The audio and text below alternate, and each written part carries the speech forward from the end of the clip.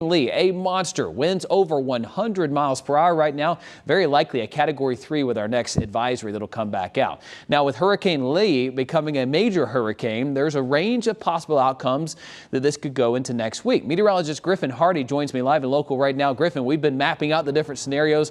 There's a lot at stake with this one.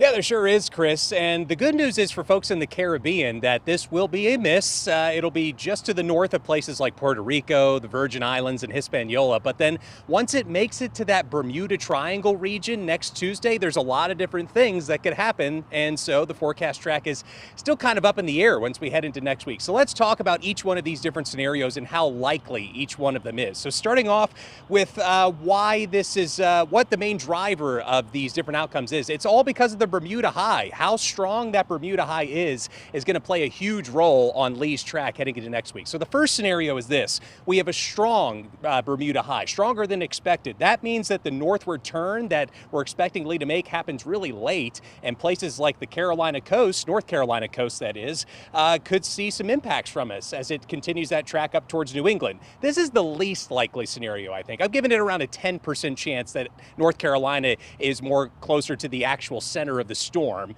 heading into next week. So 10% chance there. Then the second scenario is a weak Bermuda High. That's where that northward turn happens a little earlier and it tracks more towards Bermuda and then curves out to sea. This is somewhat likely, around a 30% chance that that happens. And then the most likely scenario is somewhere in the middle, where the Bermuda High is around moderately strong and it makes that northward turn somewhere in between both of those first two scenarios. That's where it likely will brush up against New England and then track northward towards Nova Scotia and eastern Canada.